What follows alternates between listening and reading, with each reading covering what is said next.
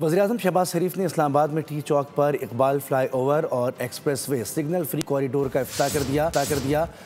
77 की रिकॉर्ड मुद्दत में मंसूबे की तकमील पर वफाकी वज़ीर मोहसिन नकवी और उनकी टीम को सराहा। कहा कि अवाम को सफ़र की बेहतरीन सहूलतों की फराहमी खुश आइंद है। अवामी खिदमत का सफ़र जारी रखेंगे। इकबाल फ्लाई ओवर की बहुत शानदार तकमील के मौके के ऊपर मैं मोहसिन नकवी साहब को और उनकी पूरी टीम को मुबारकबाद पेश करता हूं कि उन्होंने एक और मंसूबा रिकॉर्ड टाइम में मुकम्मल किया।